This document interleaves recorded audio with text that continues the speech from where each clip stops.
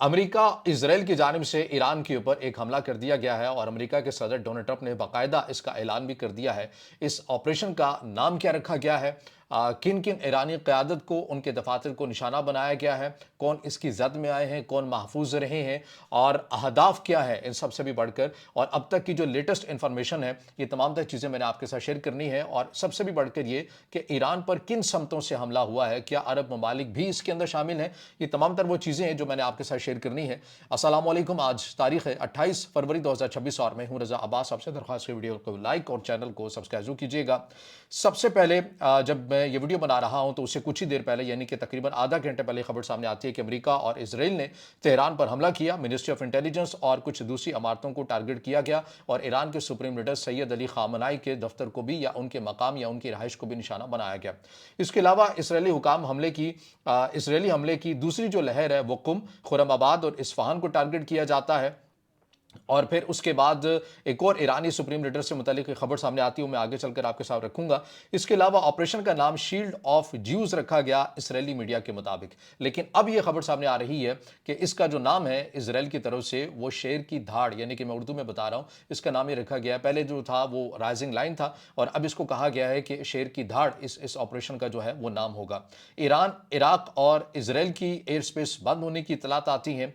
फिर अमरीकी हुकाम ने अल जजीरा से बात करते हुए बताया कि स्ट्राइक्स का टारगेट ईरान की सिक्योरिटी यानी कि जो अस्करी हुकाम है, हमने उन्हें फिलहाल जो है वो निशाना बनाया है। और इजरायली हुकाम के मुताबिक 4 दिन की इंटेंस स्ट्राइक का प्लान बनाया गया है। 4 दिन तक ये जो सिलसिला है ये जारी रहेगा। जब हम रुकेंगे तो तेहरान का वो हुलिया नहीं होगा जो अभी है, ये इसराइल की तरफ से दावा किया गया। इसके अलावा इसराइली एयरफोर्स ने इराकी एयर स्पेस से ईरान पर मिसाइल जो है वो लॉन्च किए। ये इंतहाई एक्सक्लूसिव इंफॉर्मेशन है जो हम आपके साथ शेयर कर रहे हैं, क्योंकि ये ईरान के अंदर से मुतवातिर जो सिलसिले आ रहे हैं वो तमाम चीज़ें मैं आपके सामने रख रहा हूं। फिर इसके अलावा खबर ये सामने आती है कि तबरेज में 5 एयर स्ट्राइक्स की जाती हैं। फिर एक और खबर ये सामने आती है कि इराकी एयर स्पेस में अभी भी काफ़ी सिविलियन तैयारे मौजूद हैं, लेकिन उसके बावजूद इसराइल की तरफ से जो हमला है वो किया जाता है, यानी कि सिविलियन तैयारे भी मौजूद हैं। एक बड़ा इंसानी जानों का ज़िया हो सकता था और मुमकिन है कि हो सकता है, लेकिन उसके बावजूद ये जो सूरत हाल है जंग वली बन चुकी है। स्ट्राइक की फिर कुछ ही देर के बाद तीसरी लहर शुरू होती है और उसके बाद जो है वो बसरा एयरपोर्ट पर हूँ और सारी फ्लाइट कैंसिल हैं, यानी कि ये ईरान के अंदर से जो हमें जो इंफॉर्मेशन मिली है, इराक और ईरान की बात कर रहा हूं और खित्ते के ममालिक की बात कर रहा हूं, ये तमाम तर मिलकर जो इंफॉर्मेशन है मैं आपके साथ शेयर कर रहा हूं, जो हमारी वहां पर अंदर जराए से भी बात हो रही है। फिर इसके अलावा जो एक और चीज़ सामने आती है कि अहदाफ क्या थे, इनकी तफसीलात मजीद वाज़ेह हो जाती हैं। ईरानी मिनिस्ट्री ऑफ इंटेलिजेंस, डिफेंस और ईरान के सुप्रीम लीडर सैयद अली खामनाई का ऑफिस, एटॉमिक एनर्जी कमीशन, सदारती और नेशनल सिक्योरिटी काउंसिल की बिल्डिंग्स को निशाना बनाया जाता है। फिर इनकलाबी गार्ड्स की काफ़ी कैजुअलिटीज़ की खबरें भी सामने आ रही हैं। नंबर्स क्या है, किन किन मकाम के लेवल की जो शख्सियात हैं वो निशाने की जद में आई हैं, बहरहाल ये अभी तक कन्फर्म नहीं है, लेकिन बताया जा रहा है कि ईरान की पासदारान इनकलाब की काफ़ी हद तक जो अमात हैं या जो शहादतें हैं वो रिपोर्ट हुई हैं। इसके अलावा एक और खबर ये सामने आती है कि चाबहार को भी निशाना बनाया गया है। चाबहार को भी निशाना बनाने की इतलात आ रही हैं। अगेन कहूँगा ये डेवलपिंग स्टोरी है, इसमें चीज़ें बदल भी सकती हैं, लेकिन जब अभी तक हम जब वीडियो बना रहे हैं ये तब का रिकॉर्ड हम आपके साथ शेयर कर रहे हैं। इसमें मुमकिन है कि बहुत सी जो चीज़ें हैं वो फिलहाल अभी कन्फर्म ना हो, लेकिन हम ये मुसद्दका मालूमात समझ कर ही आपके साथ शेयर कर रहे हैं। मुमकिन है कि इसमें काफ़ी हद तक जो है वो दुरुस्त भी हो सकता है। चाबहार को हमला बनाने के हवाले से मैं बात कर रहा हूँ। फिर इसके अलावा न्यूयॉर्क टाइम्स के मुताबिक ईरान पर स्ट्राइक करने वाले फाइटर जेट्स गल्फ ममालिक की एयर बेसिस और एक एयरक्राफ्ट कैरियर से उड़कर आ रहे हैं, गल्फ ममालिक से।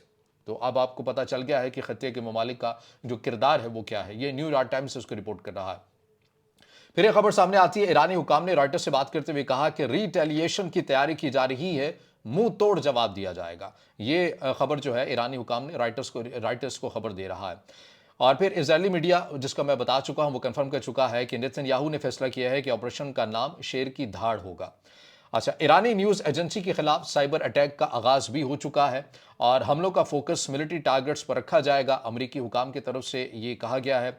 इसके अलावा एक और जो खबर सामने आ रही है, ईरान के अंदर से हमें कुछ वीडियोस मौसूल हुई हैं, उसमें ईरान के जो MiG-29 है वो भी फ़ज़ाओं में उड़ते हुए आपको नज़र आ रहे हैं। तो एक मुकम्मल फुल फ्लैज, और ईरान इस हद तक शायद कैपेबल हो गया है कि पिछली बार जो उसकी फ़ज़ाई एक्टिव नहीं थी, अब उसने किसी हद तक उसको भी एक्टिव कर लिया है। ये साथ-साथ अपडेट्स आती जा रही हैं, ये मैं आपके साथ शेयर करता जा रहा हूँ।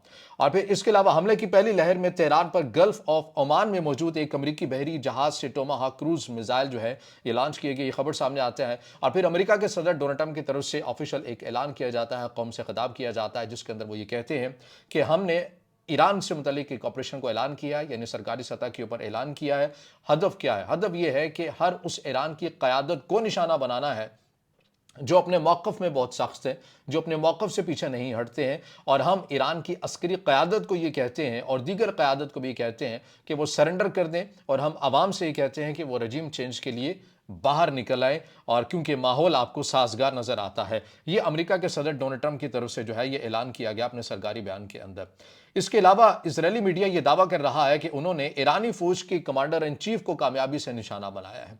अगेन ये फिलहाल कंफर्म नहीं है, लेकिन इजरायली मीडिया जो है वो इसको इस तरह से रिपोर्ट कर रहा है। आने वाले वक्त के अंदर पता चल जाएगा। और फिर इसके साथ मुमकिना तौर पर अमरीकी या इजरायली टैंकर शाम की एयर स्पेस में रिफ्यूलिंग कर रहे हैं। बाकायदा इसकी तस्वीर जो है वो भी मंजर-ए-आम पर आ रही हैं। फिर मजीद इसराइली फाइटर जेट्स जो हैं ये शाम के रस्ते से इनको रवाना किया जाता है। और इसके अलावा एक और जो खबर सामने आ रही है हमारे, ये मैं बता चुका हूं कि अमेरिका के सदर डोनाल्ड ट्रंप की तरफ से ईरान की अस्करी क़यादत को कहा गया है कि आप सरेंडर कर दें।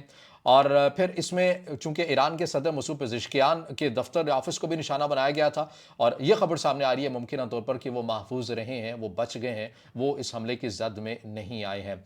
और देसफुल शहर में एयर डिफेंस एक्टिव हुआ, ईरान के अंदर हो चुका है। और फिर तेहरान पर हमलों की एक और लहर जो है उसका सिलसिला शुरू हो चुका है। जो लहर मैंने पहले बताई थी उससे मजीद अब एक और जो लहर उसका भी सिलसिला शुरू हो चुका है। और बहरीन के बिल्कुल सामने वाली जो ईरान की बंदरगाह है उसको भी निशाना बनाया गया है। ऐसी जो खबरें हैं ये भी सामने आ रही हैं। और फिर उसके बाद तेहरान और आसपास में इंटरनेट की जो सूरत हाल है वो इंतहाई मखदूश हो चुकी है, डाउनग्रेड वो हो चुकी है, और मुश्किलात आवाम के लिए बढ़ चुकी हैं। इंफॉर्मेशन उन तक उस तरह नहीं आ रही है। फिर बंदर अब्बास से मुतल्लिक ये खबर सामने आ रही है कि मुमकिन तौर पर ईरानी नेवल तनसीबात पर भी स्ट्राइक की गई है बंदर अब्बास में, जहां पर ईरान की बड़ी जो नेवी अस्करी मौजूद थी, जो आप ये कह सकते हैं एसेट मौजूद थे, वहां की खबरें भी सामने आ रही हैं कि वहां भी हमला किया गया है।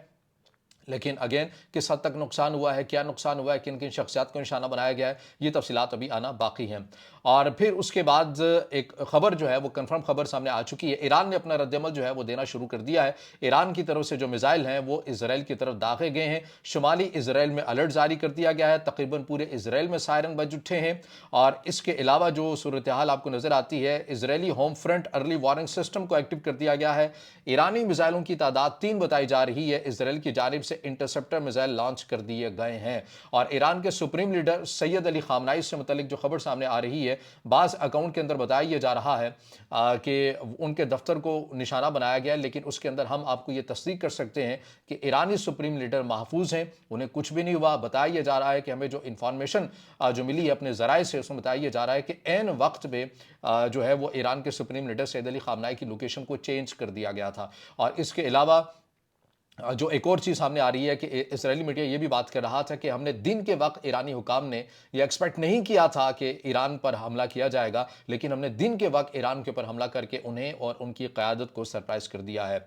बहरीन के अंदर भी सायरन बज चुके हैं। ये ताज़ा तरीन जो है ये तफसीलात हमारे सामने आ रही हैं। और कम से कम एक ईरानी मिसाइल हाइफा के सामने बिल्कुल समंदर में गिरा है। ऐसी जो तफसीलात हैं, चीज़ें हैं वो आ रही हैं। और ये 2 से 3 मिसाइल भेजे गए हैं। हिकमत अमली हमें ईरान की वही लगती है कि जो पहले इनिशियल लेवल के ऊपर मिसाइल भेजे जाते हैं वो इंतहाई कम कीमत वाले मिसाइल भेजे जाते हैं, जिनकी उस तरह से वक़्त और सलाहियत नहीं होती। लेकिन असल मकसद ये होता है कि मुखालिफ जो क़ुव्वत है उसका रडार सिस्टम है उसको थकाना है, उसको मुसलसल एंगेज करना है। और उसके बाद जो सही वाले जो मिसाइल हैं, यानी जिनके ऊपर ईरान फ़ख्र करता है, फिर उनकी जो सीरीज़ है उसका जो सिलसिला वो शुरू किया जा सके। ये जो अभी मालूमात आ रही हैं, ऐसा लग रहा है कि ईरान पहले मरहले में इसराइल के दिफाई सिस्टम को थकाना चाहता है, और इसीलिए लो कैपेसिटी वाले जो मिसाइल हैं उन्हें उन्हें इसराइल की तरफ भेजा गया है। डेवलपिंग स्टोरी है, बहुत सी चीज़ें अभी आना बाकी है, बहुत सी चीज़ों की तस्दीक होना भी बाकी है, लेकिन ईरान के सुप्रीम लीडर से मुतालिक हम आपको यह हतमी खबर दे सकते हैं कि वो अभी तक महफूज हैं और ईरान के सदर मसूद पेज़ेश्कियान भी महफूज रहे हैं।